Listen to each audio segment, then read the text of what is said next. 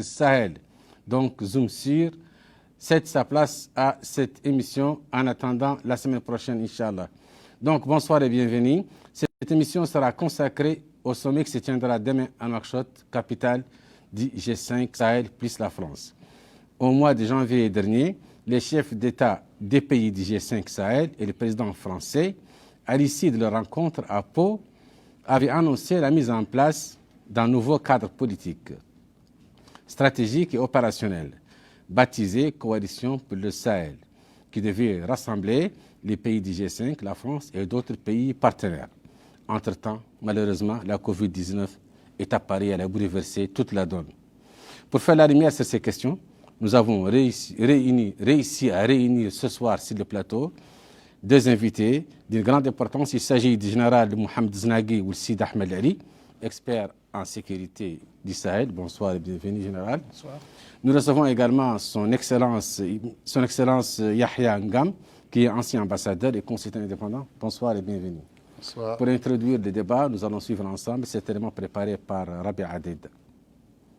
Du sommet du G5 Sahel de Nouakchott sont de taille. Ils s'accentuent autour de la mobilisation des fonds pour le financement du programme d'investissement prioritaire, le besoin d'un financement pérenne de la force conjointe du G5 Sahel. Cette rencontre est également un appel à la communauté internationale à soutenir les États concernés pour faire face à la crise humanitaire et sanitaire qui frappe le monde et le G5 en particulier, mais également accélérer la mise en œuvre des programmes d'investissement prioritaires dans la région du Sahel, la lutte contre le terrorisme, le renforcement des capacités militaires, l'appui au retour de l'État dans les zones de crise et l'aide au développement. La mobilisation de nouvelles ressources pour financer les plans nationaux de lutte contre la pandémie de la Covid-19 et la demande de l'annulation complète des dettes publiques des pays du G5 Sahel sont de mise. Le sommet s'attellera aussi à la recherche de solutions à la crise libyenne. La Mauritanie assure la présidence du sommet du G5 Sahel depuis février 2020. Afin de donner un nouvel élan au G5 Sahel et éradiquer la flambée de violences terroristes dans la région, la Mauritanie a mis l'accent sur la sécurité et la défense, la résilience, le développement humain, les infrastructures, le renforcement du dialogue intra- et intercommunautaire, ainsi que sur le renforcement de l'action diplomatique d'accompagnement. À cela s'ajoute la lutte contre la pandémie du Covid-19 comme dénominateur commun. De nombreux résultats ont été obtenus par le G5 Sahel, et ce grâce à un soutien des partenaires techniques, ce qui a permis la création d'une alliance pour le Sahel et l'acquisition des équipements et de matériel majeurs aux forces de défense et de sécurité nationale et à la force conjointe du G5 Sahel. L'installation et l'activation d'un poste de commandement interarmé de théâtre, 3 postes de commandement fuseau et un poste de commandement conjoint à Niamey. Le G5 Sahel a également réussi la conduite de l'opération d'envergure Sama et appuyer le retour de l'État dans certaines zones sensibles, la mobilisation des partenaires autour des problématiques de développement ainsi que le lancement de la réforme du secrétariat exécutif du G5 Sahel,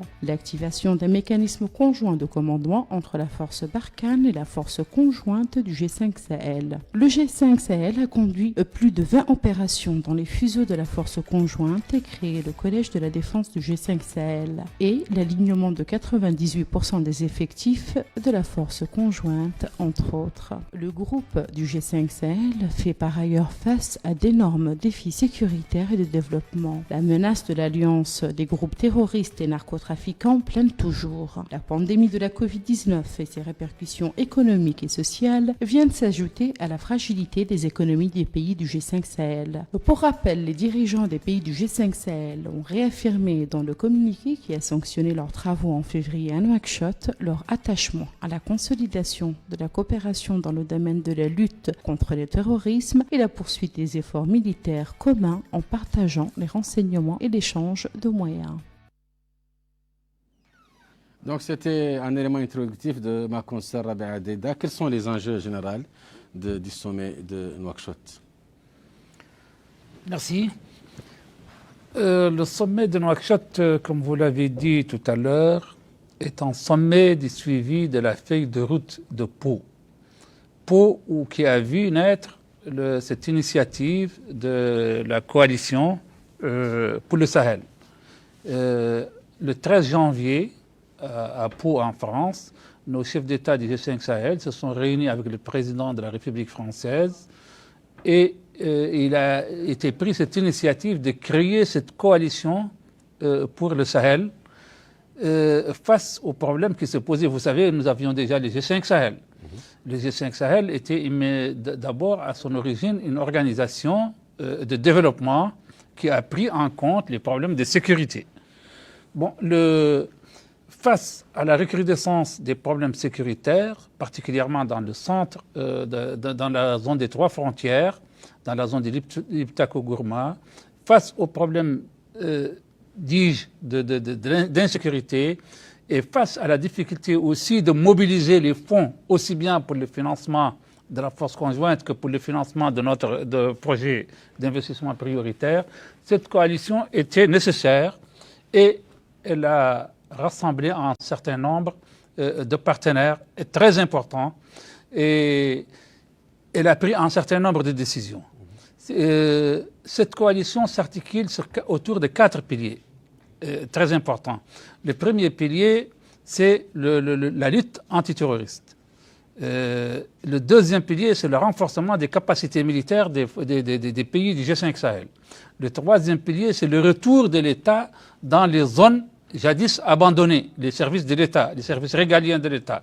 Et le quatrième pilier, c'est l'aide au développement en faveur des pays du G5 Sahel et du Sahel en général. Donc, la réunion actuelle s'inscrit dans le cadre du suivi de cette feuille de route. Il s'agit de faire le bilan de ce qui a été fait jusqu'à présent. D'ores et déjà, je peux vous dire que sur le plan sécuritaire en tout cas, il y a eu des avancées notoires, particulièrement la création d'un commandement conjoint entre la force Barkhane et la force conjointe du G5 Sahel au niveau des 3 frontières dans le Liptako-Gourma. La conduite des opérations très importantes sur le terrain et surtout leur pérennisation, ce qui a amené à une accalmie constatée par tout le monde maintenant et des résultats extrêmement probants sur le terrain. Bien sûr, d'autres événements suivront et sont en train de suivre. Par exemple, la mobilisation de la force européenne, la force spéciale européenne Takuba. Il y a eu, bien sûr, un renforcement des forces de sécurité, aussi bien des forces militaires de la région du G5 Sahel, aussi bien un apport de matériel qu'un apport de formation, particulièrement par la mission européenne ETM et par les autres partenaires qui sont sur le terrain. Donc, il y a eu amélioration opérationnelle de ce point de vue. Et sur le plan du retour de l'État, vous n'êtes pas sans savoir que des forces maliennes reconstituées sont retournées dans la ville de Kidal et que les services de l'État sont en train d'y revenir petit à petit. Ce n'est pas encore le retour total, mais les services de l'État sont en train de revenir graduellement. Bon, vous aurez l'occasion de répéter ça. Voilà. Excellence, l'aspect diplomatique, quelle importance diplomatique peut-on accorder à ce sommet? Je vous remercie de m'avoir invité pour participer à ce débat à l'occasion de la tenue du sommet du G5 Sahel. Tout d'abord, je pense qu'il y a lieu de le relever pour s'en féliciter. Le fait que dans cette conjoncture difficile où le monde est confronté aux problèmes sanitaires, que la Mauritanie puisse organiser une conférence au sommet avec la participation de tous les chefs d'État du G5 Sahel et de la France, ainsi que le Premier ministre espagnol. Je pense que c'est... Sans vouloir vous interrompre, je crois qu'il y aura aussi la participation par visioconférence de Mme Merkel et de Boris Johnson, le Premier ministre britannique. Je crois que c'est une prouesse extrêmement importante qu'il faut saluer et qui est une réussite de la diplomatie mauritanienne, une réussite de la présidence mauritanienne du G5 Sahel, de la présidence, bien sûr, du président de la République et de la diplomatie mauritanienne. C'est l'occasion de s'en féliciter. L'autre aspect, je pense que pour nous, pour notre pays et pour nos dirigeants, qui assure la présidence du G5 Sahel depuis le début de l'année, c'est également une occasion de montrer à la communauté internationale, aux partenaires internationaux, les Nations Unies, l'Union africaine, l'Union européenne, que la Mauritanie travaille, que la Mauritanie fournit tous les efforts qu'il faut pour réussir sa présidence conformément au mandat qui lui a été donné par le G5 Sahel. Est-ce qu'on peut, Général, revenir sur les objectifs qui s'étaient fixés à la présidence mauritanienne du G5 Sahel? Bon, la présidence mauritanienne, vous savez que la Mauritanie a déjà exercé la première présidence du G5 Sahel. Ça a tourné pendant 5 ans et c'est revenu cette année à la Mauritanie, donc avec maturité. Et c'est le moment, la Mauritanie s'est mieux organisée actuellement parce qu'elle a constitué un comité interministériel, elle a constitué des institutions de suivi de la présidence et elle a mis en place une feuille de route pour sa présidence. Cette feuille de route couvre aussi bien les aspects sécuritaires que les aspects de développement. Et elle travaille d'arrache-pied pour mobiliser les partenaires autour des objectifs majeurs de cette feuille de route. Il y a eu beaucoup d'avancées depuis le début, malgré, comme il a été dit tout à l'heure, le Covid-19 qui a bloqué tout. Et comme a dit son Excellence l'ambassadeur tout à l'heure, l'organisation effective et physique de ce sommet est une prouesse en elle-même. Personne n'y croyait jusqu'à récemment. Mais l'organisation prouve, si besoin est, que la diplomatie est très agissante et que l'importance donnée à la présidence mauritanienne est exceptionnelle. Car les enjeux aussi, il faut le dire, sont très importants. Donc, la Mauritanie s'est fixé des objectifs qu'elle peut atteindre en 12 mois, des objectifs réalistes, aussi bien sur le plan de développement que sur le plan diplomatique, que sur le plan de la sécurité. Et elle est en train de les atteindre un à un, et surtout aussi en conformité avec les objectifs de la feuille de route de Pau et en conformité avec les objectifs du PIP, c'est-à-dire des plans prioritaires d'investissement du G5 Sahel. Donc, et c'est surtout cette synthèse entre les deux, l'organisation et l'initiative, et leurs objectifs, qui est une prouesse en elle-même. Et nous avons déjà, la Mauritanie a déjà organisé le Conseil des ministres, en virtuel bien sûr, les ministres des Affaires étrangères avec les ministres de la Défense et les ministres du Développement, il y a 2 semaines, et qui préparait bien sûr ce sommet-là. Il y a eu aussi une autre rencontre extrêmement importante qui est presque passée sous silence, mais c'est la rencontre des chefs d'état-major des différentes armées en virtuel, qui a pris aussi des décisions et qui a préparé ces réunions et ce sommet-là. Donc, la présidence mauritanienne, si je peux dire, malgré la pandémie, malgré les difficultés de transport aérien, malgré ce qui est en train, n'a pas perdu du temps. Je peux même dire, non seulement qu'elle est à l'heure, qu'elle est à jour, mais qu'elle prend un peu d'avance sur le calendrier fixé d'avance. Est-ce que, Excellence, on peut parler de leadership mauritanien? Oui.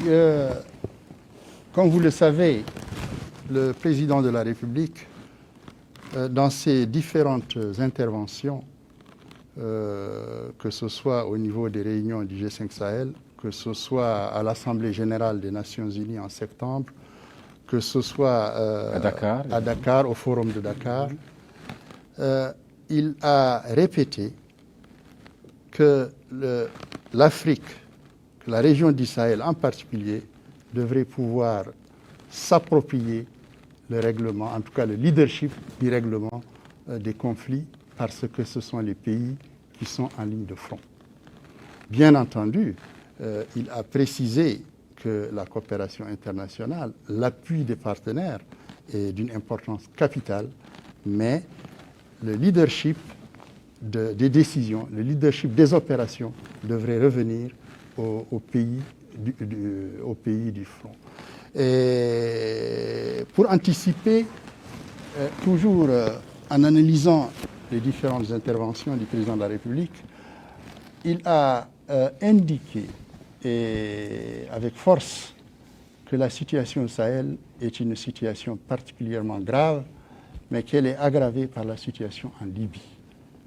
Donc, tant que la question libyenne n'est pas réglée, il sera difficile d'arriver à des solutions définitives de stabilité dans notre région. Et je crois que là aussi, l'importance du leadership africain a été réaffirmée. Il a été d'ailleurs question pendant quelque temps de la nomination d'un envoyé spécial conjoint Nations Unies-Union africaine. Malheureusement, l'idée n'a pas été retenue, mais on espère que l'Afrique va continuer à agir, à pousser dans le sens d'une meilleure prise en compte de l'importance de son leadership dans les problèmes africains en général. Général, on va revenir un peu sur un état de lieu, c'est-à-dire les conditions. Pourquoi le Sahel a été longtemps abandonné à la merci des terroristes et de la côte africaine? C'est un peu un retour en arrière pour expliquer et justifier la création du G5 Sahel plus tard. Bon, vous savez, le Sahel abandonné par qui? Le Sahel n'a pas été abandonné parce que bon, les pays du Sahel ont toujours été là, ils ont toujours fait des efforts, mais le terrorisme est une menace planétaire. Vous savez, ce n'est pas au Sahel que le terrorisme a pris naissance. Le terrorisme a pris naissance bien ailleurs, il s'est développé sous différentes formes.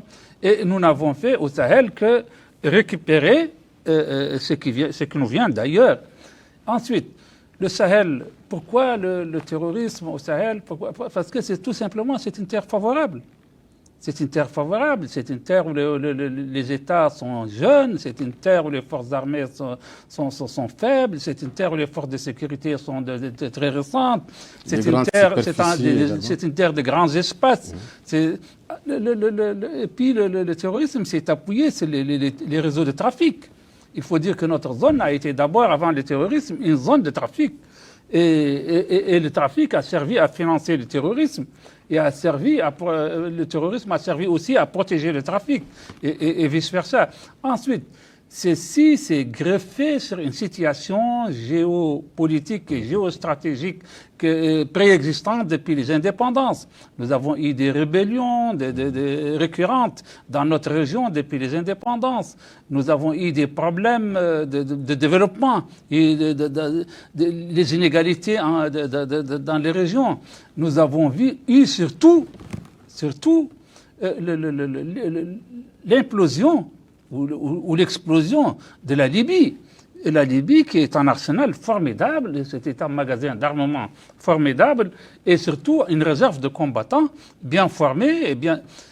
Ça a déferlé sur le Sahel et ça ne pouvait avoir que les résultats que nous avons connus en 2012, en 2013. Ici en Mauritanie, nous avons connu les prémices de ce terrorisme depuis 2005. Depuis 2005, 2006, 2007, 2008, rappelez-vous. Donc le terrorisme était là, c'est un danger rampant, opportuniste, qui se greffe à tout ce qui est avant lui. Et je vous ai cité des facteurs extrêmement importants, tels que le sous-développement, les inégalités régionales, l'explosion de la Libye, et les trafics les multiples.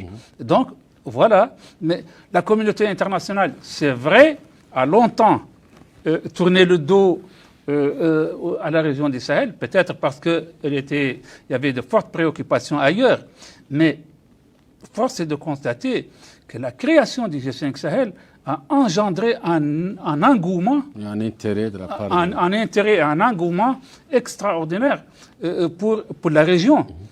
Seulement, cet engouement, il fallait le canaliser, il fallait l'organiser, le G5 est trop jeune pour ceci, et c'est ce qui explique qu'il y ait un foisonnement d'initiatives tendant à organiser, à canaliser et à suivre cet engouement pour le rendre le plus utile possible.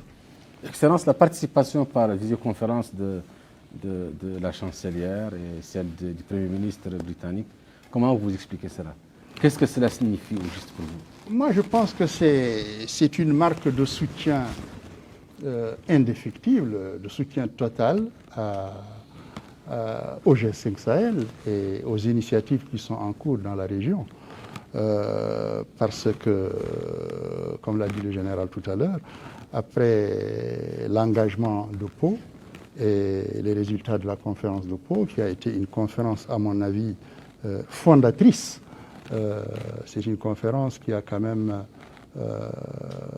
revisité certaines questions auxquelles le G5 Sahel faisait face. Et c'est une conférence qui a permis d'attirer beaucoup d'autres partenaires. La participation de Mme Merkel et du Premier ministre britannique Boris Johnson montre encore une fois l'engagement de la communauté internationale et particulièrement de l'Europe à nos côtés. Mais pour juste revenir un peu en arrière par rapport à la mise en place du G5. Nous savons tous, c'est vrai que le G5 a été mis en place en 2014. Mais la raison est simple. C'est que déjà au début des années 2000, la première décennie du XXe siècle, a été marquée par beaucoup de turbulences dans notre région. Nous avons connu dans certains pays, dans certaines régions et dans certains pays de la région, beaucoup d'attaques terroristes, beaucoup de mouvements terroristes, ce qui a fait que l'idée même de mettre en place une structure comme le G5 Sahel a été extrêmement novatrice. Parce qu'imaginez ces 5 pays qui appartiennent à 3 régions économiques différentes. La Mauritanie appartient à l'Union du Maghreb arabe. Les 3 autres pays, le Burkina, le Mali et le Niger, appartiennent à la CEDEAO. Le Tchad appartient à la CEMAC. Et c'est une zone où il y a 5 millions de mètres carrés, c'est-à-dire que c'est immense. Et c'est une zone qui fait la jonction entre le Sahel et le bassin du lac Tchad, qui est également confronté au même problème de terrorisme que nous avons. Je pense que l'engagement des dirigeants du G5 Sahel, et particulièrement de la présidence mauritanienne durant son mandat, a permis de clarifier un certain nombre de choses par rapport à la feuille de route que la Mauritanie s'est fixée pour sa présidence, et également aussi par l'engagement personnel du président de la République, qui, il faut le reconnaître, connaît très bien ce dossier-là, et qui a pu convaincre ceux qui encore hésitaient. Je pense que notre pays constitue un moteur important pour le G5 Sahel. Et je pense sincèrement que nous pouvons aller de l'avant avec les ambitions de l'organisation, avec les ambitions de l'organisation qui sont non seulement sécuritaires, parce que quand même il faut rappeler que le G5 repose sur 4 piliers. C'est la sécurité et la défense, c'est la gouvernance, c'est les infrastructures, c'est le développement et la résilience. Pour en revenir à la question que vous avez tout à l'heure posée au général, je pense que les causes du terrorisme au Sahel, dans certains pays du Sahel, sont dues aussi à des problèmes de gouvernance. Le problème de gouvernance, c'est la gouvernance démocratique, c'est l'accès des populations aux services élémentaires de base, c'est l'application de la justice. Donc tout ça fait que dans certaines régions, les gens se sentent délaissés et naturellement, quand on se sent délaissé, le premier marchand vendeur de rêves arrivé, on le suit et la jeunesse est très vulnérable à ces questions-là. Mais Dieu merci, le plan d'action et le programme d'investissement du G5 Sahel prennent en considération tous ces éléments. Et je pense qu'avec aussi la création de la coalition pour le Sahel et les fonds qui sont en train d'être mobilisés permettront au lancement de plusieurs projets qui pourront susciter quand même un intérêt pour les différents pays. Général, est-ce qu'on peut dire que l'apparition, en quoi l'apparition de la Covid-19 a-t-elle freiné la lutte contre le terrorisme ou dispersé les efforts des États dans ce cas-là? On ne peut pas dire que le Covid a freiné la lutte contre le terrorisme, parce qu'avant même l'apparition de la pandémie, nous avions beaucoup de soucis, particulièrement dans notre fuseau-centre, la zone des 3 frontières. Vous avez entendu presque quotidiennement d'attaques dans la zone des 3 frontières, aussi bien au Niger, au Mali, qu'au Burkina Faso. Et même, vous avez entendu des attaques au niveau de la frontière entre le Burkina Faso et la Côte d'Ivoire. Force est de constater que depuis quand même 2 mois ou 3 mois, nous assistons à une accalmie. On entend de moins en moins parler d'attaques. Et nous entendons parler de grandes réussites, d'ailleurs, de résultats. Vous avez la neutralisation des chefs d'AQMI. Sans mort, même. La mort de ce chef d'AQMI il y a quelque temps, il y a une quinzaine de jours. Il y a une grande opération d'envergure qui était en cours dans la zone et qui est toujours en cours et qui a eu des résultats extrêmement probants dans le domaine avec des captures, des neutralisations, des ratissages dans la zone. Et vous avez des populations aussi qui retournent de plus en plus dans leur terroir. Donc, on ne peut pas dire que le Covid a stoppé. Et nos forces ont continué à travailler malgré le Covid. Bien sûr, avec des précautions. Il faut prendre un certain nombre de précautions. Mais la lutte antiterroriste n'a jamais été retardée et n'a jamais pris de répit. Et d'ailleurs, actuellement, comme je vous ai dit, la grande opération qui était en cours, notre problème, c'est de pérenniser l'opération, c'est de relever les unités qui sont sur le terrain et c'est de continuer à exercer la pression sur l'ennemi pour qu'il lâche le terrain et que l'extraire complètement de la zone. Ce qui est pratiquement en voie, comme vous l'avez souligné, au Mali, dans certaines zones. Il y a le retour de l'État dans certaines zones. Comment ça s'est fait? Est-ce qu'on peut parler de retour définitif? Ou il y a encore... ça prend du temps? Vous savez, le Nord Mali, à un certain moment donné, ce n'est pas moi qui vous l'apprends, a été complètement occupé par des forces ennemies. Dieu merci, ces forces ennemies ont été boutées dehors. L'État est retourné dans beaucoup de zones. Et il y a certaines zones qui sont demeurées entre les mains de mouvements rebelles, entre les mains en tout cas en dehors de l'autorité de l'État. Vous savez qu'il y a eu l'accord d'Alger entre l'État malien et les forces rebelles au nord. Maintenant, c'est dans le cadre de l'application de cet accord d'Alger et suite au sommet de Pau du 13 janvier 2020 qu'il y a eu un retour de l'État, par exemple, à Kidal. Donc c'est un retour diplomatique et pas un retour militaire? C'est un retour militaire. Je crois savoir que déjà un bataillon des forces maliennes reconstituées, les forces nouvelles maliennes reconstituées aussi bien entre les mouvements qu'entre les FAMA, est revenu à Kidal. Sous commandement unifié, c'est une unité malienne unifiée, intégrée, qui est revenue au Mali. Il y a les autorités administratives, le Premier ministre est venu à Kidal, les services sont en train de s'installer au fur et à mesure. Bon, ce n'est pas du jour au lendemain, ça va prendre un certain temps, mais en tout cas, on est loin du début de ce qu'on connaissait au début. Il y a l'État malien, il y a le drapeau malien, il y a les autorités maliennes, et il y a les forces armées maliennes qui sont là sur le terrain. Excellence, est-ce qu'on peut dire, on a oublié de citer que l'Union africaine sera représentée au sommet de Nouakchott, n'est-ce pas? Oui. Vous le confirmez? Bon, je ne peux pas le confirmer parce que je ne suis pas une voix officielle. Mais je suppose que l'Union africaine doit être partie prenante parce que, comme vous le savez, il y a quand même le Conseil de paix et de sécurité de l'Union africaine. La structure du G5 Sahel est un support À l'architecture, ce qu'on appelle l'architecture africaine de paix et de sécurité, l'APSA, qui est quand même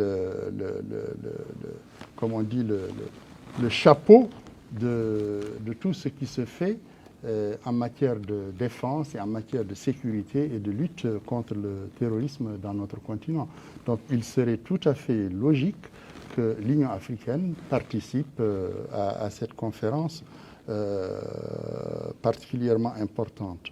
Je reviendrai également sur le fait que c'est également une préoccupation permanente du président de la République. La mutualisation des forces est extrêmement important. Le général a développé ce qui se fait dans le domaine militaire, mais je crois qu'il faut renforcer cette mutualisation. Et comme vous le savez, au sommet de l'Union africaine au mois de février, il avait été décidé de déployer une force de 3000 hommes. La réflexion pour le déploiement de cette force et son opérationnalisation devait se faire en juin, mais malheureusement avec la Covid-19, beaucoup de choses n'ont pas pu se faire. Aux dernières nouvelles, avec la réunion par visio de la semaine dernière des chefs d'état-major et aussi l'élément que j'ai pu comprendre du commissariat paix et sécurité de l'Union africaine, c'est que la réflexion suit son cours et que les partenaires sur ce volet, particulièrement la CEDEAO, donc et les pays du G5 Sahel, sont en train de discuter pour que d'ici la fin de l'année, cette force de 3000 hommes puisse être opérationnelle. Je pense que le général certainement aura peut-être plus d'éléments, mais en tout cas moi c'est ce que j'ai pu comprendre ces dernières semaines. Et enfin, sur ce volet diplomatique, je crois que ce qui est important, c'est d'abord, il ne faut pas aussi le négliger, le fait que le président français arrive demain, parce que est une marque de l'importance que la France attache à notre organisation sous-régionale et à sa réussite. Je pense qu'il faut saluer ce déplacement et il faut aussi dire que la France est engagée aux côtés de l'Union européenne et aux côtés des autres partenaires pour appuyer le G5 Sahel dans ses différents efforts. Général, qu'est-ce qu'il en est de la force dont on vient de parler, la force de 3000 hommes? Bon, d'abord, je reviens sur le cadre.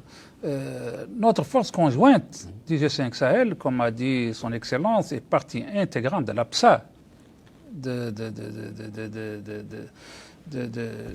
l'APSA africaine. Et notre mandat actuellement, nous opérons en fonction d'un mandat de l'Union africaine. C'est avec ce mandat de l'Union africaine que nous sommes partis aux Nations Unies pour obtenir le mandat du Conseil de sécurité. Sans ce mandat, nous n'aurions pas eu le feu vert du Conseil de sécurité. Donc nous sommes partie intégrante de l'Union africaine, des efforts de sécurité de l'Union africaine, de la politique paix et sécurité de l'Union africaine. Et si l'Afrique n'est pas là, c'est que vous savez que l'APSA, il y avait des forces en attente. Déjà à Ouagadougou, les chefs d'État de la CEDEAO ont décidé de réactiver la force en attente de la CEDEAO pour venir en aide au Sahel. Mais tout dernièrement, comme a dit son Excellence, il y a eu cette initiative d'envoyer 3000 hommes rapidement dans la région du Sahel. Et comme je vous ai dit, la réflexion suit son cours. Je crois que même les préparatifs sont assez avancés. Il y a eu des promesses d'équipement, des promesses de participation. Et la semaine dernière, lors de la vidéoconférence, les espoirs étaient très grands. Et nous nous sommes séparés sur une note extrêmement optimiste pour la mise en œuvre de cette force. Je n'avancerai pas de date, mais je sais que très probablement, avant la fin de l'année, cette force pourra être déployée. Aux côtés de la force du G5 Sahel, comment intégrer ou à côté ou en coordination, ce n'est pas encore décidé. C'est aux politiques et aux techniciens de décider dans des réunions futures.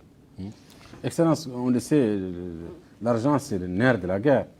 Où en sommes-nous avec l'appel des financements pour cette force du G5 Sahel? Bon, comme vous le savez, il y a eu un certain nombre de réunions.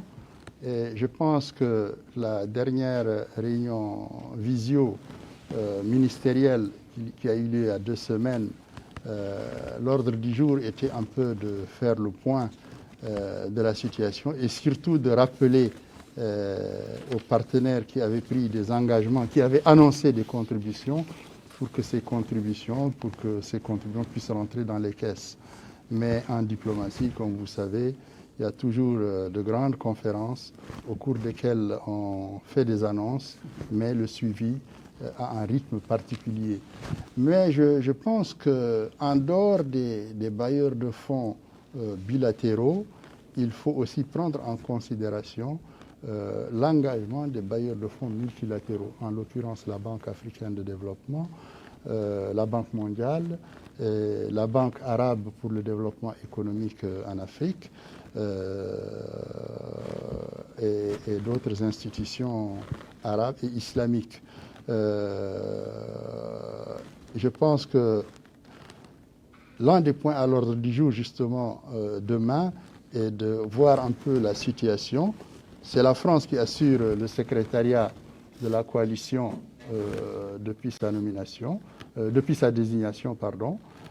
Cette présidence, je pense, courait pour 6 mois. Donc, il appartiendra à la France peut-être de faire le point, de dire un peu, parce que c'est elle qui centralisait, d'après le communiqué de Pau, les contributions. Je ne suis pas en mesure de vous donner des informations concrètes, mais je crois que les pays et les institutions qui se sont engagés sont déterminés à libérer, comme on dit en termes financiers, à libérer leurs promesses. Et ces promesses seront très très utiles pour la mise en œuvre de différents programmes et projets du G5. Général, le président de la République a toujours dit qu'il n'y aura pas de paix, il n'y aura pas de développement, il n'y aura plutôt pas de développement sans paix. Ces deux notions font-elles de pair? C'est évident, mais expliquez-nous un peu plus. Bon, ça c'est le couple paix, sécurité et développement, en fait. Il n'y a pas de développement sans sécurité et il n'y a pas de sécurité sans développement. Le président de la République l'a dit, partant de son expérience, partant de la connaissance profonde qu'il a des dossiers. Le problème dans notre région actuelle, visible et urgent, c'est l'insécurité. Mais l'insécurité est sous-tendue par le sous-développement. Elle est sous-tendue par la pauvreté. Elle est sous-tendue par l'oisiveté des jeunes.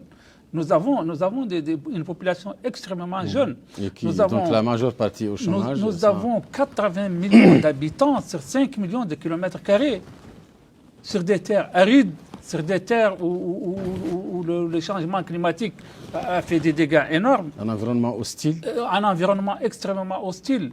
Son Excellence tout à l'heure a parlé aussi d'une gouvernance à revoir peut-être sur certains aspects. Moi j'ai parlé de certaines inégalités régionales dans notre région. J'ai parlé... Donc je ne peux pas vous dire que le terrorisme est causé par le sous-développement. Je ne peux pas vous dire que le sous-développement est causé par le terrorisme. C'est deux choses qui vont de pair. Qui vont de pair, oui. Et qui vont de pair et chacun accentue l'autre. Donc, c'est pourquoi le président de la République a toujours dit qu'il n'y aura pas de paix sans... il n'y aura pas de sécurité sans développement. Et il n'y aura pas de développement sans sécurité. C'est pourquoi il faut travailler sur les deux axes en même temps. Vous voyez que le G5, actuellement, c'est d'abord une organisation de développement qui a pris en compte les problèmes de sécurité. Pourquoi? Je vous le démontre. Le G5, c'est la gouvernance, c'est les infrastructures, c'est la résilience et la défense et la sécurité. Donc, 3 axes de développement pour un axe de défense et de sécurité. Je prends parallèlement la feuille de route de Pau. C'est 4 piliers. Le premier pilier, c'est la lutte antiterroriste. Le deuxième pilier, le renforcement des forces militaires. Le troisième pilier, c'est le retour de l'État. Et le 4e pilier, c'est l'aide au développement. Donc, c'est l'inverse du G5. C'est un complément du G5. Le G5, on a dit 3 piliers de développement pour 1 pilier de sécurité. Le sommet de Pau, c'est 3 piliers de sécurité pour 1 pilier de développement. Donc, c'est complémentaire. Ça prouve, ça va de pair tout ça. Ça prouve surtout qu'il n'y aura pas de sécurité sans développement et qu'il n'y aura pas de développement sans la sécurité. On va demander à son Excellence de nous rappeler quelles sont les phrases centrales qu'il a souvent retenues du discours du président de la République au cours de ces différents sommets. Oui. Les phrases qui sont toujours revenues, les idées qui sont toujours revenues. Je pense que le président de la République, dans ses différentes interventions, quand il s'agit de la sécurité dans la région du Sahel, a d'abord indiqué qu'il fallait qu'il y ait une solidarité entre les pays du Sahel, une solidarité assez claire et une mutualisation des forces et également une réflexion sur les priorités en matière de développement et bien sûr en matière de gouvernance, c'est-à-dire qu'il a un peu cadré ce qu'il faut faire dans le cadre des priorités qui sont retenues par le G5 Sahel. Il a toujours répété qu'on ne peut pas se développer sans sécurité. Et on ne peut pas non plus être en sécurité sans avoir le minimum. Donc il fallait que les politiques des États, les politiques gouvernementales s'articulent d'abord autour de la réalisation du minimum, c'est-à-dire qu'on puisse octroyer à la population les services essentiels, c'est-à-dire les services de base. Il faut que toutes les populations sur l'ensemble des pays du Sahel, individuellement et collectivement, puissent bénéficier d'un minimum, c'est-à-dire avoir l'eau, l'électricité. Et nous savons aussi que c'est une zone essentiellement agricole. 40% du PIB de la région repose sur l'agriculture et l'élevage. Donc ce sont les régions agropastorales qu'il faut vraiment avoir à l'esprit. Et je pense que dans le PIP, quand le PIP c'est le programme d'investissement du G5 Sahel, la priorité, et après bien sûr le secteur de la défense, est donnée au développement des régions rurales. L'agriculture, l'élevage, l'électrification rurale, et tout ça, bien sûr, au service d'une seule chose, l'éducation et l'emploi des jeunes. Le président a toujours indiqué dans ses différentes interventions que la jeunesse est une priorité et que cette jeunesse-là, il faudrait nécessairement trouver les moyens de la rendre active, de la rendre utile, parce que c'est la partie la plus vulnérable d'un pays. Et l'autre aspect, c'est l'aspect, les relations internationales par rapport au multilatéralisme, parce que comme tout le monde le sait, aujourd'hui, le multilatéralisme connaît beaucoup de problèmes. Beaucoup de dirigeants du monde remettent en cause certaines règles du fonctionnement du système international. Mais le président de la République a toujours dit que le multilatéralisme est une réalité avec laquelle il faut compter, mais bien entendu, il y a des changements à faire. Si par exemple, dans son discours de Dakar, il a relevé l'importance pour l'Afrique d'être présente au Conseil de sécurité, ce qui est d'ailleurs une revendication depuis une vingtaine ou une trentaine d'années de l'Union africaine, parce que les 80 ou les 90% des questions qui sont discutées au Conseil de sécurité, ce sont des questions africaines. Et l'Afrique n'est pas membre permanent. Il n'est pas normal que l'Afrique ne puisse pas participer à la mise en place de mécanismes ou de décisions relatifs au continent africain. Et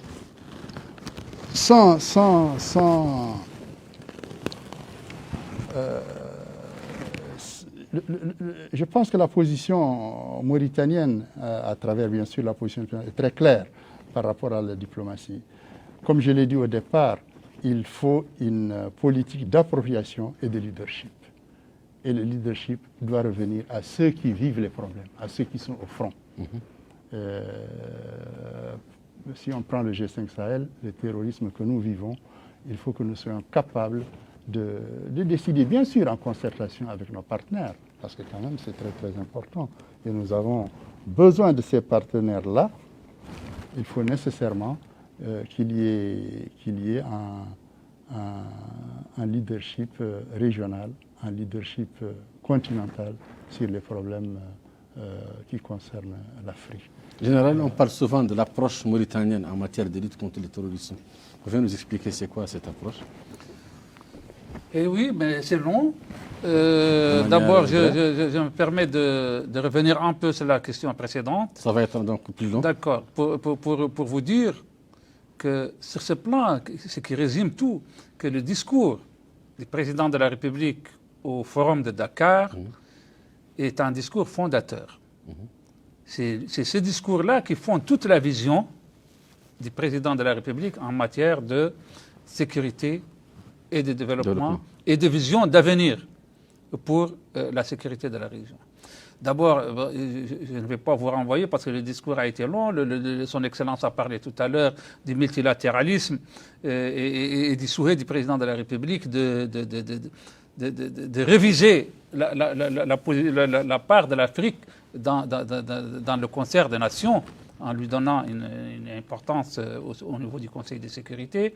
Il a parlé des problèmes internes, c'est-à-dire qu'il a dit qu'on ne peut pas développer une Afrique ni sécuriser une Afrique en ignorant sa moitié, les femmes, les jeunes, parce que nous, dans notre région, c'est surtout les jeunes et les femmes qui sont la majorité de la population. Il a dit qu'on ne peut pas faire le développement et la sécurité sans faire face au problème du réchauffement climatique qui grignote jour après jour les terres arables dans notre région et qui assèche les cours d'eau et qui fait des conflits entre les pasteurs, les éleveurs et les agriculteurs. Donc, c'est tout un discours programme. Donc, quand on le relit, c'est vraiment on y trouve tout. Je rappelle aux téléspectateurs que c'était la première sortie du président de la République en international. Sa première intervention dans ce domaine. Absolument. Mais c'était la sortie de quelqu'un qui était déjà au courant de tout, qui a participé à tout ça, qui connaît les enjeux. Mais comme je l'ai dit tout à l'heure, c'est vraiment un discours fondateur de la vision mauritanienne dans le domaine de la lutte contre le sous-développement et le terrorisme. Vous m'avez demandé l'approche mauritanienne. La Mauritanie, comme vous le savez, est le premier pays du Sahel à être confronté au problème d'insécurité, du terrorisme particulièrement. Nous avons eu des attaques sur nos unités dans l'extrême nord, le nord-est. Nous avons eu des attaques à Lègue. Nous avons eu des attaques même ici à Nouakchott. Vraiment, on s'est réveillé dans long sommeil. On ne savait pas qu'est-ce qui s'est passé. Et la Mauritanie a étudié la situation et a essayé de faire face à cette situation qu'elle n'attendait pas du tout et pour laquelle elle était très mal préparée. Pas préparée, oui. Donc, il a fallu d'abord faire face sur le plan sécuritaire, en réorganisant notre armée, nos forces de sécurité, en faisant des unités légères qui peuvent aller au plus loin, qui peuvent poursuivre l'ennemi dans ses repères, et ça c'est extrêmement important, en améliorant notre outil de renseignement, parce qu'il faut être renseigné pour pouvoir combattre, et surtout en remontant le moral de nos hommes. Il faut que les hommes soient prêts et soient capables d'aller combattre l'ennemi dans des contrées extrêmement éloignées. Il y a autre chose, c'est que aussi nous avons associé la population. Il faut que la population mauritanienne et la population mauritanienne a adhéré au combat antiterroriste. Ensuite, nous avons combattu les idées fausses et les idées extrémistes des terroristes, parce qu'ils viennent nous combattre au nom de la religion, alors que nous n'avons pas de leçons dans le domaine à recevoir de qui que ce soit dans le domaine de la religion. C'est surtout pas une religion importée qu'on va venir nous apprendre, alors que jusqu'hier et aujourd'hui, c'est nous qui apprenons aux autres à se comporter de façon religieuse. Donc, l'approche s'articule autour de tout ça. L'amélioration des capacités opérationnelles de nos forces de sécurité et de nos forces de défense, l'association des populations à l'effort de lutte antiterroriste, la poursuite des terroristes dans leur repère, parce qu'il ne faut pas que les terroristes viennent faire leur forfait et se retirent dans des repères sûrs. Nous les avons poursuivis, même au loin, et nous les avons capturés dans le repère. Ce qui faisait dire à certaines personnes que la peur a changé. Elle a changé de camp. Voilà, très parfaitement. Donc, vous voyez un peu, elle s'articule autour de tout ça et surtout aussi autour de l'aspect philosophique, car la religion n'est pas la leur, elle est la nôtre d'abord. Ce sont eux qui l'ont déracinée, ce sont eux qui l'ont désorientée, ce sont eux qui l'ont dénaturée et déformée. Et il faut, maintenant, vous avez entendu le dialogue qui a été fait avec les prisonniers salafistes et ainsi de suite. Il y a eu du repentir, il y a eu de la compréhension et nous avons heureusement nos érudits, nos ulama, nos mosquées qui sont montés au créneau et qui ont démontré que le discours véhiculé par ces groupes est un discours extrémiste, dangereux, qui n'a pas de base religieuse et qui est déviationniste. Voilà. Excellence, est-ce que cette approche était vendable? Est-ce qu'elle a été vendue?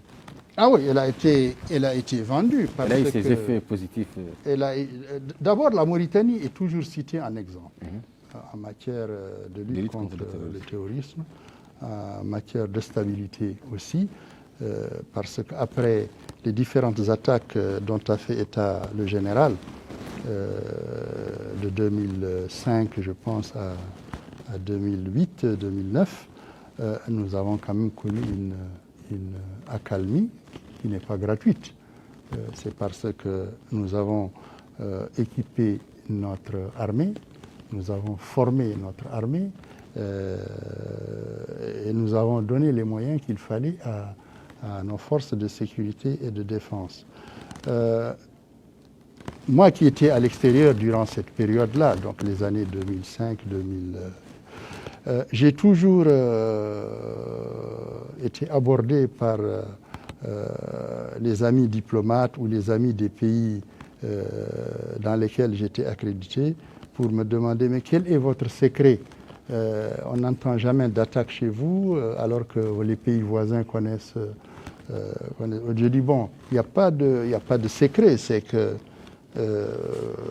nous avons fourni beaucoup d'efforts, nos autorités ont fourni beaucoup d'efforts et nous avons priorisé les choses en nous disant que pour pouvoir se développer, il faut d'abord vivre en paix. Et ça a toujours été, comme on dit, quelque chose d'admirable auprès de nos différents interlocuteurs. Et je crois aussi l'autre aspect, c'est qu'aujourd'hui, ça se remarque à travers les grandes conférences internationales ou à travers même les écrits ou les échanges diplomatiques, le G5 Sahel est devenu une référence. Et beaucoup de pays de la sous-région s'intéressent au G5 Sahel, s'intéressent à la réussite du G5 Sahel, s'intéressent à l'innovation dans la démarche que constitue la mise en place du G5 Sahel. nos voisins de la région ouest-africaine sont particulièrement attentifs à ce qui se passe. Parce que, bien sûr, c'est nos voisins. Donc, ce qui se passe chez nous est toujours regardé avec beaucoup d'attention. Heureusement que cet exemple-là est en train de faire tache d'huile et que les communautés économiques régionales, comme la CEDEAO, ont pris des décisions très importantes par rapport à la mise en place des structures de sécurité et de défense. Et aussi par rapport à la relation qu'il faut avoir avec le G5 Sahel. Parce que, comme je l'ai dit tout à l'heure, au départ, 3 pays du G5 Sahel appartiennent à la CEDEAO. Donc il y a nécessité de coopérer, il y a nécessité de travailler en partenariat. Mais il faudra quand même indiquer que nous devrons redoubler de vigilance. Nous avons fait beaucoup, mais beaucoup reste à faire. Et je pense que les autorités sont conscientes de cette situation. C'est pourquoi d'ailleurs elles se sont mobilisées pour la tenue et la réussite de cette conférence. Et nous pensons qu'à l'issue de cette conférence, une démarche encore plus forte sera initiée. Et pour en revenir au discours de Dakar, je suis tout à fait d'accord avec le terme utilisé par le général, que c'est un discours fondateur. Parce que le contenu du discours était un message clair. D'abord, le président a parlé sans langue de bois. Il a dit les choses telles qu'il fallait le dire, sans s'embarrasser des formules diplomatiques ou des formules traditionnelles. Il y a des choses qu'on ne peut pas dire. Et ça a été extrêmement apprécié par l'auditoire, par les observateurs. Et il a été ovationné, par les participants. Et je crois aussi que sa participation au panel qui a suivi l'ouverture a été une très grande contribution pour la politique de défense et de sécurité dans la région. Notre pays, effectivement, et notre région, le G5 Sahel, sont un exemple qui est admiré et qui est regardé par l'ensemble de la communauté internationale d'ailleurs maintenant, à plus forte raison que par les pays voisins. Un dernier tour de table me permettra de demander au général qu'est-ce qu'on va attendre, qu'est-ce que nous attendons du sommet de Nouakchott. Je l'ai dit tout à l'heure, le sommet de Nouakchott est un sommet bilan. C'est-à-dire, c'est un sommet qui est tenu pour faire le bilan de ce qui a été fait durant ces 6 derniers mois. Depuis la création de la coalition, quel est le résultat? Qu'est-ce qui a été fait? Qu'est-ce qui reste à faire? Qu'est-ce que nous attendons du résultat? Bon, je connais déjà un peu sur le plan militaire et sur le plan sécuritaire, les résultats, ils sont positifs. Je peux vous dire quelques exemples. Mais bien sûr, il y a eu déjà la neutralisation du chef d'AQMI, il y a eu la sécurisation de l'Iptako Gourma, parce qu'actuellement, je vous le disais tout à l'heure, avant Covid, on entendait tous les jours une attaque entre le Mali, le Burkina et le Niger. C'était des dizaines et des dizaines, parfois c'était des unités. Peut-être que les terroristes sont tombés malades aussi. Pas le Covid, je l'espère bien. Bon, mais en tout cas, ce n'est pas ce qui va les empêcher de continuer leur forfait. Mais il y a eu des opérations extrêmement importantes, des opérations combinées entre Barkhane, la force conjointe du G5 Sahel, et les forces nationales des États, il faut le dire aussi, qui ont eu des résultats extrêmement positifs. Il y a eu des captures d'hommes, il y a eu des captures de matériel, il y a eu des captures de caches d'armes, de repères de terroristes. Et il y a eu surtout un nettoyage. Il y a eu un nettoyage de la zone. Les terroristes étaient obligés soit d'abandonner leur matériel et de fuir, soit d'abandonner le terrain et de laisser les populations. Les populations de ces zones maintenant sont plus à même de coopérer avec les forces. Avant, aucun village aucun individu ne pouvait coopérer avec les forces nationales. Et maintenant, les populations sont sécurisées, se sentent plus en confiance et ont tendance à coopérer avec les forces nationales et avec les forces du G5 Sahel et avec les forces en présence et ils ont confiance. Donc, les résultats sont extrêmement importants. Nous entendons les renforcer, nous entendons les pérenniser jusqu'à ce que la paix revienne et jusqu'à ce que l'État puisse revenir dans ces zones avec tous les services régaliens. Voilà un peu ce que nous pouvons attendre de... Le côté diplomatique? Oui, je crois que bon, c'est un sommet à mi-parcours de la présidence mauritanienne. Oui. Donc, c'est effectivement un sommet bilan par rapport à tous les engagements qui avaient été pris à Pau ou avant Pau ou après Pau. Je pense que les chefs d'État vont certainement faire le bilan, mais également, ce sera également le lancement peut-être de nouvelles initiatives pour renforcer le G5 Sahel, pour renforcer les actions du G5 Sahel. Parce que, comme on dit, c'est une action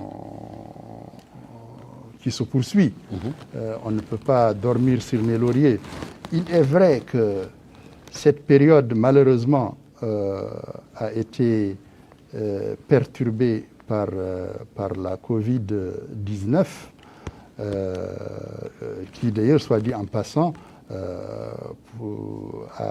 on a eu une grande manifestation de solidarité de la part de l'Union européenne pour les pays du Sahel, parce que je pense que 800 millions d'euros ont été mobilisés pour aider les pays du G5 Sahel à faire face au problème de la Covid, ce qui est quand même un soutien assez important.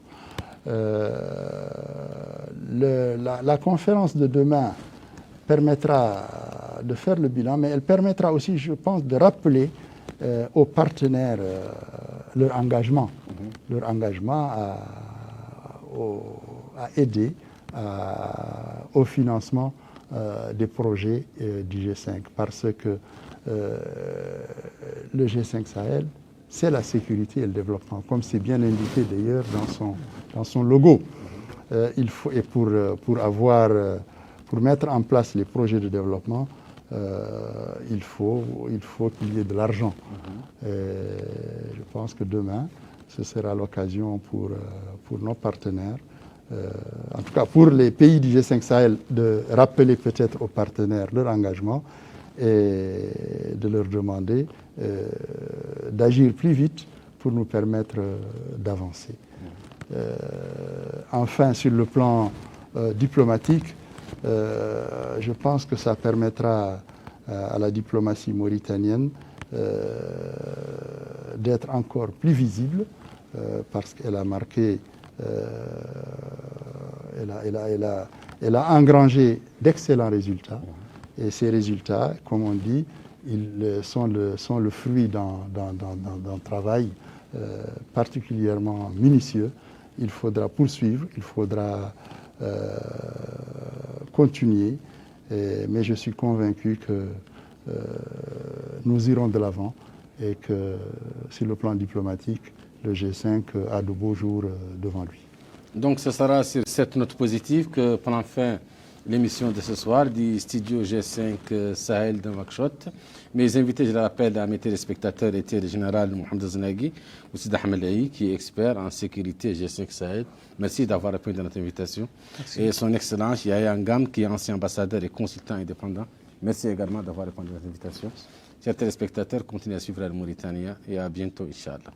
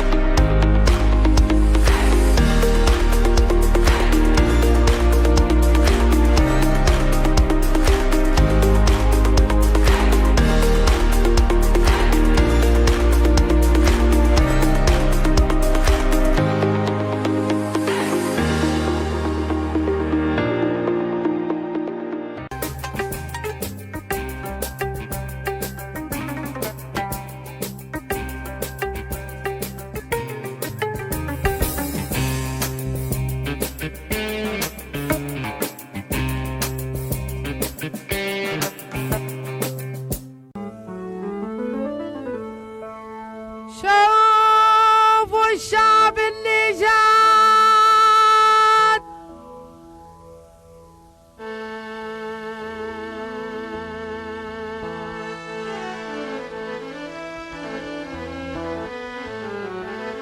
وفي الاتحاد قبال شافوا الجيش من آلات موريتان الأبطال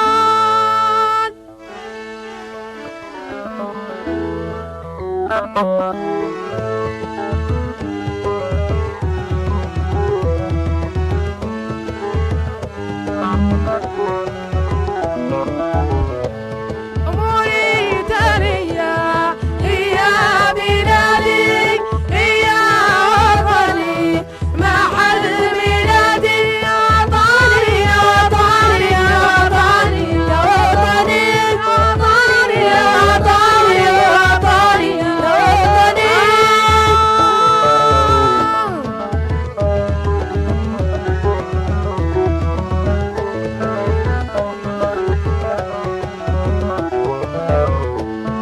موريتاني تعصران موريتاني وتقدم شوفها موريتاني وفوقها يا خضراء موريتاني والنجمة والهلال موريتاني موريتاني يا بلادي يا وطني والعمود والعمود يا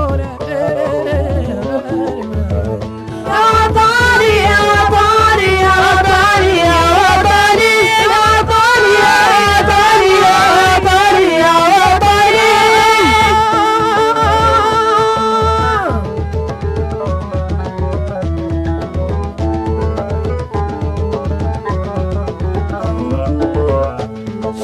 شوفوا الحكومة كان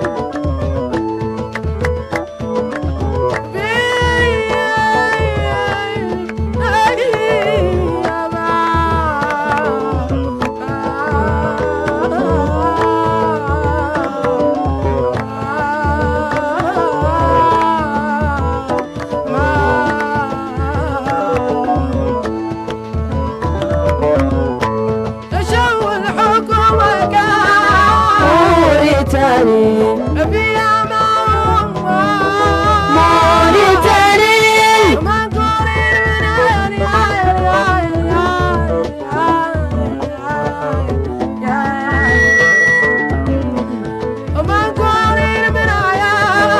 موريتاني موريتاني الأبطال موريتاني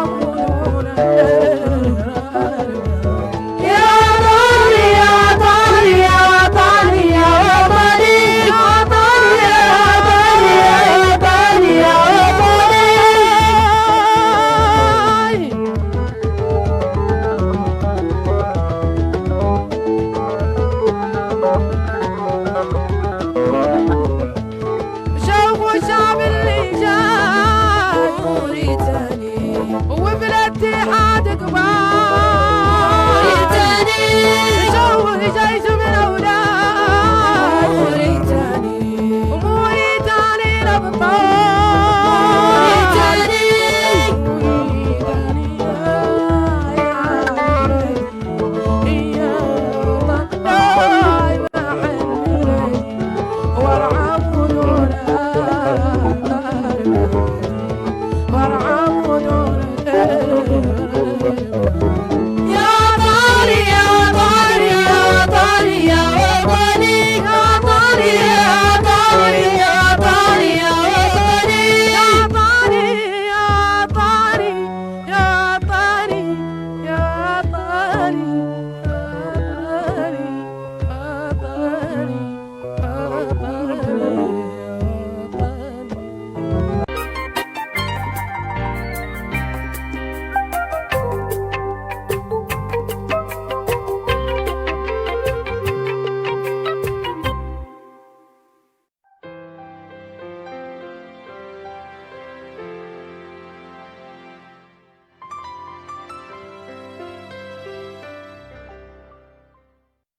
أعزائي المشاهدين، السلام عليكم ورحمة الله تعالى وبركاته. أسعد الله أوقاتكم بكل خير. حالة الطقس المتوقعة لنهار الغد بحول الله تعالى: سيمر الجزء الغربي من الجبهة المدارية شمالا نواكشوط، بينما يمر جانبها الشرقي على الحوضين، هذا مع هبوب جيد للرياح الموسمية على الشريط الجنوبي من البلاد، واحتمال لتساقطات مطرية ضعيفة إلى معتدلة على هذه المناطق، بينما ستبقى الرؤية متأثرة إلى محدودة بفعل الأتربة والعواصف الرملية خاصة على ترس زمور، هذا مع ارتفاع ملحوظ في درجات الحرارة على المناطق الشمالية خاصة ترس زمور، أدرار، إنشيري، وحتى بعض المناطق الغربية، بينما ستكون درجات الحرارة منخفضة نسبيا على المناطق الغربية خاصة مدينة نواكشوط. سحب ركامية متوقعة على المناطق الوسطى والجنوبية الشرقية، من المحتمل أن تعطي تساقطات مطرية ضعيفة خاصة على الحوضين العصابة، قرقل، قدماقة، البراكنة وتجانت. بالنسبة لحالة البحر غدا بإذن الله تعالى سيبقى قليل الاضطراب في الواجهة الساحلية، مع اتجاه الموج دائما شمالي إلى شمالي غربي، ارتفاعه يتراوح من 1.25 إلى 2.5 متر. ولتوضيح أكثر نترككم مع درجات الحرارة الدنيا والقصوى المتوقعة لنهار الغد بحول الله تعالى. شكرا على المتابعة، وإلى نشرة قادمة بحول الله تعالى من الهيئة الوطنية للأرصاد الجوية.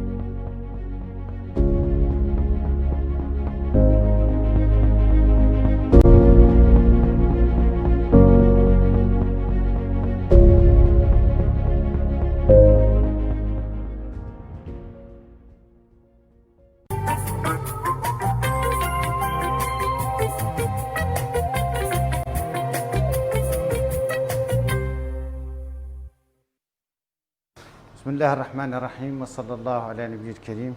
في هذه الظروف الصعبة أوجه بعض النصائح للمواطنين، راجين أنهم إن شاء الله يتبعوهم إياك، يقلوا من عدد الحالات. هو لأنهم أولا إحنا مسلمين ووصيهم بأذكار الصباح والمساء. ثانيا قلة الحركة، حد يهنا في دار يشي ما هو لا بد له من يحرك، ما يلتقي جسم. وذوك المناسبات اللي لا بد حد يمشي عزي والله يمشي شهر ندويه، ظاهر لنا الزمن ما يلا هو حد مدى قالت عن الجمعة مات ما يلا تعدل، ما يلا تقيس التجمعات الاخرى. والزيارات ينقسم حد يهنا في بلو الى تتخطى هذه الموجه. وذوكم اللي الاجراءات الاحترازيه الاخرى من غسيل اليدين، تم لاني نذكر نمشي نغسل يدي بالصابون، لان الرقاش قد يسوي من السخنافر ويمس الى عاد الفيروس انتقل عن الطريقه. يلا مولي تم داير كمامه بعد على الاقل فيها فائده، ما تخلي يدك الى عاد فيه فيروس تمس خنافره ولا تمس عينه والله تمس معناها بمر. معناها هذه الاجراءات البسيطه يلا كل حد يديرها بسلوكياته. وللاسف عيت نسوي الواحد نقول له مالك ما نقول له مثلا على التوكل اعقلها وتوكل. النبي صلى الله عليه وسلم قال اعقلها وتوكل. الاجراءات قالوا الاطباء على الهم يعدلوا ويدوا الدول اللي الاسيويه اللي فات سيطرت عليه سيطرت عليها لا بسلوك مواطنينها. أنهم منين ينقال لهم شيء يعدلوه، يطبقوه بالحرف الواحد، يطبقوه بصورة جماعية. احنا للأسف بعض من السلوك بعض من الناس ما يطبقهم، وهو نوجه لهم نداء، الأمر خطير، ويلا ثم يطبقوا الإجراءات، يحدوا، يحموا رؤوسهم ويحموا أسرهم ويحموا مجتمعهم ويحموا بلدهم، ويجنبنا ياسر من الحالات اللي المرضية اللي ظهرت في الآونة الأخيرة.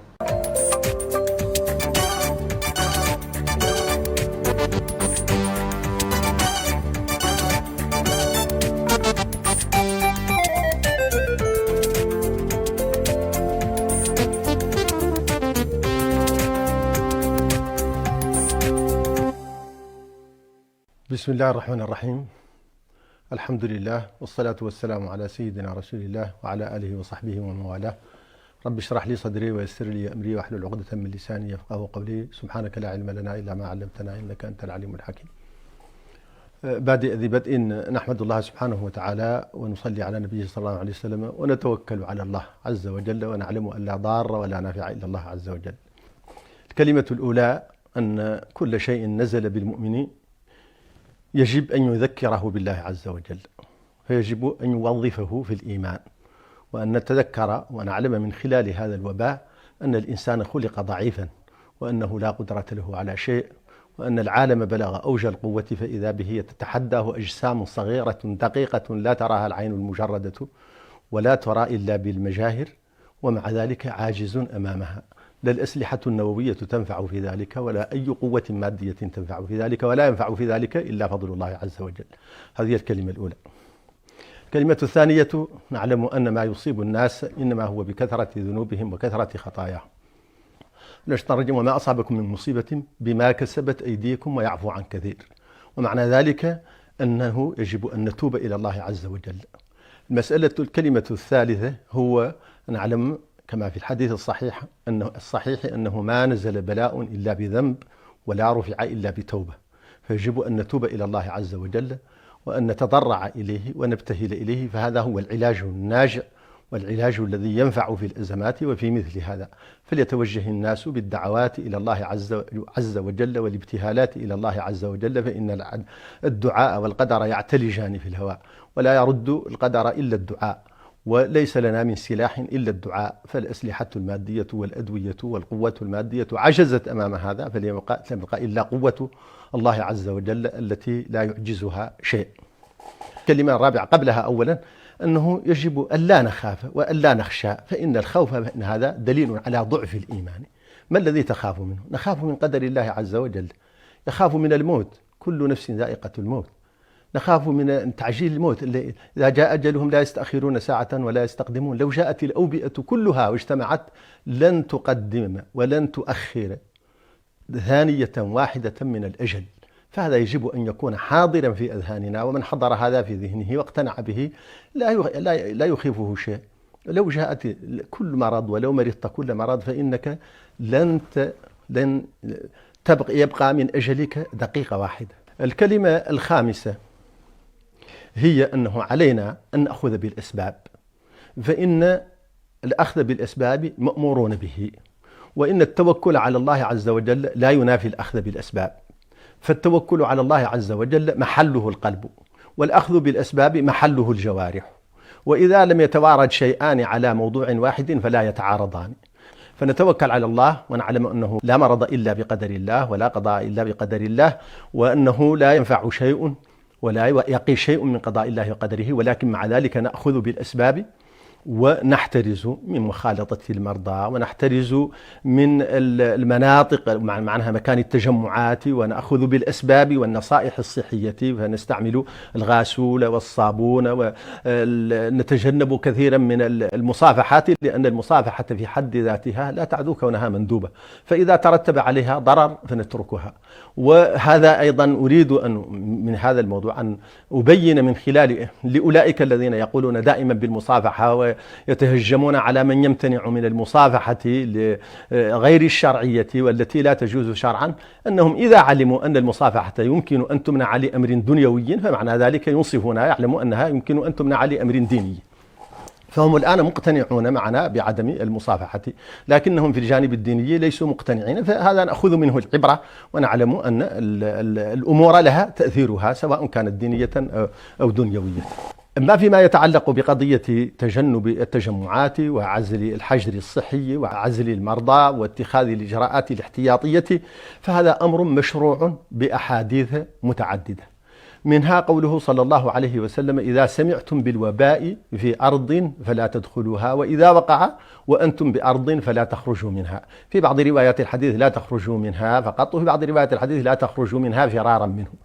إذن فمعناه اللزوم والبقاء في المكان الذي وقع به الوباء، هذا توكل على الله عز وجل، وأيضا له حكم أخرى، ربما يكون خوف أن تنقل العدوى إلى غيرك، وخوف أن ينتشر، وخوف أن تكون فارا من قدر الله عز وجل. وعدم الدخول عليه أيضا هذا لا ينافي التوكل على الله عز وجل، لأن الله سبحانه وتعالى يقول: ولا تلقوا بأيديكم إلى التهلكة. وعمر بن الخطاب رضي الله عنه عندما سافر إلى الشام بلغ سرغة وتلقاه الأجناد وأخبروه بأن الشام وقع به الطاعون، جمع الصحابة رضوان الله عليهم وتشاور معهم. طبعا تفاصيل هذا لا يسمح المقام به، لكن النتيجة في النهاية أن أكثرية الصحابة ومشيخة قريش جاءت على أنه يرجع ولا يقدم بصحابة رسول الله صلى الله عليه وسلم على الوباء، ورجع عن ذلك. وثم لما اتخذ القرار جاء عبد الرحمن بن عوف وقال إنه سمع النبي صلى الله عليه وسلم يقول الحديث الذي ذكرناه في قضية الوباء أنه لا يقدم عليه ولا يخرج فرارا منه. وحديث لا عدوى ولا طيرة معناه أن الأشياء لا تعدي بطبعها، معناها كسائر الأمور التي هي أسباب فإنها لا تعدي، كما أن النار لا تحرق بطبعها فكذلك المرض لا يعدي بطبعه. فالعدوى لا تكون بالطبيعة وإنما تكون بفعل الله سبحانه وتعالى. وأنا أقول دائما أن العدوى كانت بما يتعلق في الجانب الاعتقادي في السابق ليست كالعدوى في الوقت الحاضر. فالجانب السابق العدوى كأنها شيء خفي باطني يعتقد فيه الناس ويتصورونه تأثيرا من كذا. أما الآن فقد عندما شخصت الأجسام وأصبحت أمورا مادية منتقلة، لم يكن هنالك شيء غيبي ولم يكن هنالك شيء يتعلق بالعقيدة كما كان سابقا، فهي قد أصبحت أجساما مادية إذا خالطت الأجساد كان ذلك المرض، وبالتالي معناها مخالطة المريض ربما تنتقل منه تلك الأجساد. كالشريط الذي احترق فإنك إذا لامسه ثوبك قد يحترق منه. إذن فنحن نتمسك بأحاديث النبي صلى الله عليه وسلم: لا يورد ممرض على مصح. هذا حديث نهى فيه النبي صلى الله عليه وسلم أن يورد صاحب الإبل المراض إبله على صاحب الإبل الصحاحة مخافة العدوى. وحديث فر من المجذوم فرارك من الأسد، وفر من المجذوم كما تفر من الأسد. وحديث إذا سمعتم بالوباء إلى آخره. فهذه الأحاديث تعطينا التعليمات وتوجهنا التوجيهات أننا نأخذ بالأسباب ونحتاط. وحديث لا عدوى ولا طيرة يعطينا التوجيه من الناحية العقدية أن لا نعتقد تأثير لشيء من الكائنات، فنحن لا نعتقد تأثير لشيء من الكائنات، وإنما نعلم أن ذلك كله بقضاء الله وقدره وفعله، إذا أراد ذلك وقع وإذا لم يرده لم يقع. ولذلك الشخص قد يخالطه اثنان، أحدهما يمرض والآخر قد لا يمرض، ولكن المخالطة سبب في المرض. فعلينا أن نتخذ جميع الإجراءات الاحتياطية وأن نتتبع التوجيهات التي تصدرها السلطات في هذا المجال، وخصوصا السلطات الصحية.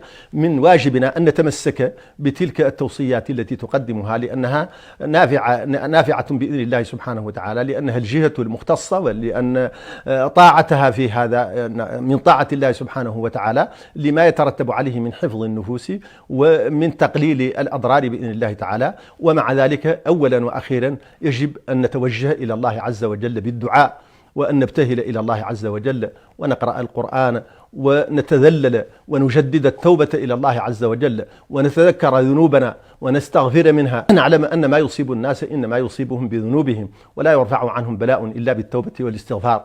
أرجو الله سبحانه وتعالى أن يقي بلادنا كل شر، وأن يجنبنا شر هذا الداء، وأن يرفعه عنا وعن المسلمين. وهذا هو الدواء النافع، وهذه هي الوقاية النافعة. والسلام عليكم ورحمة الله تعالى وبركاته.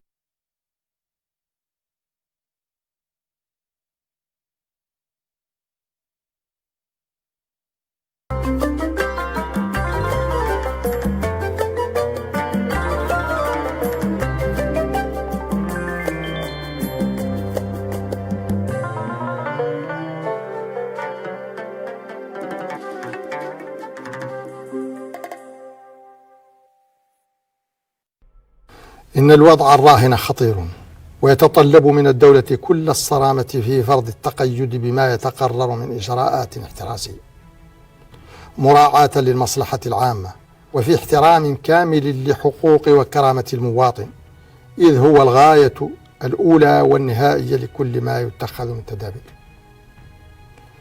وستحرص الحكومة على دوام تناسب الإجراءات الاحترازية مع خصوصية الظرف ومستوى التقيد الفعلي بما يتقرر من توجيهات وقائية. إن علينا جميعا مسؤولية جسيمة، فأثر سلوك كل منا إزاء الإجراءات الاحترازية والوقائية يتعداه شخصيا ليطال المجتمع بأسره سلبا أو إيجابا. ولذا فإنني أدعوكم مجددا إلى الوعي بخطورة هذا الداء، وإلى المساهمة الفعالة والمسؤولة كل من موقعه في تسيير هذه المرحلة، ويكون ذلك أولا بالاحترام الصارم لما يصدر عن السلطات المختصة من قرارات أو توجيهات، دعما للجهود المبذولة على كافة المستويات لمواجهة هذه الجائحة. إن الأمر يتعلق بحياتنا وحياة أبنائنا ومصير بلدنا، فلنتكاتف جميعا في وجه أي إخلال بالإجراءات الاحترازية أو تراخ في الأخذ بالتوجيهات الوقائية.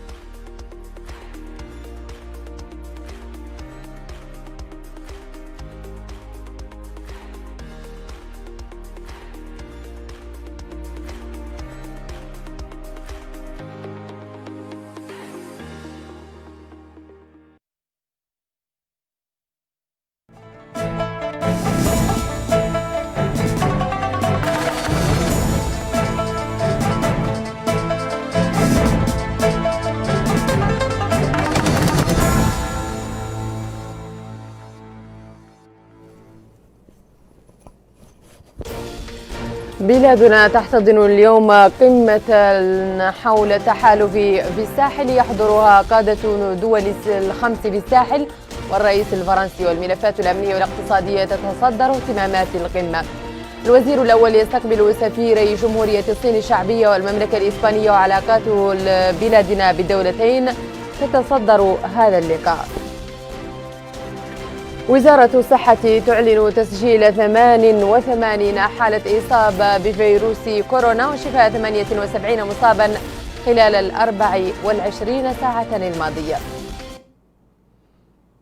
نرحب بكم مشاهدينا الكرام في بداية نشرة منتصف الليل. نبدأ هذه النشرة ببريد رئيس الجمهورية السيد محمد الشيخ الغزواني، حيث وجه سيادته برقية تهنئة إلى فخامة السيد فيليكس تشيسكيدي رئيس جمهورية الكونغو الديمقراطية، وذلك بمناسبة احتفال بلاده بعيدها الوطني.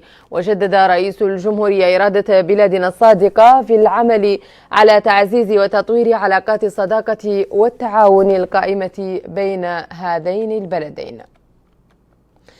الآن نفتح ملف قمة مجموعة دول الخمس في الساحل التي ستحتضنها بلادنا اليوم بحول الله.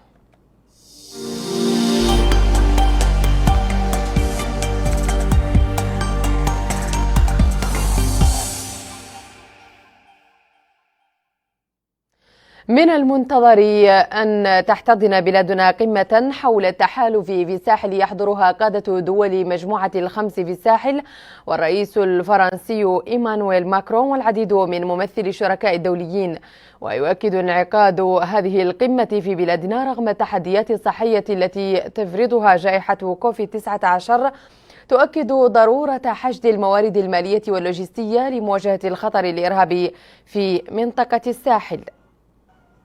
شبح الإرهاب وهشاشة الاقتصاد والظروف المناخية الصعبة وجائحة كورونا التي ما زالت تفتك بالبشرية تحديات من بين أخرى تعيق مسيرة التنمية والتقدم المنشود في دول مجموعة الخمس بالساحل، بل إن تأثيرها يتسع ليشمل المنطقة والعالم أجمع، وهو ما يتطلب المزيد من تضافر الجهود والتنسيق المشترك بين دول المجموعة وشركائها.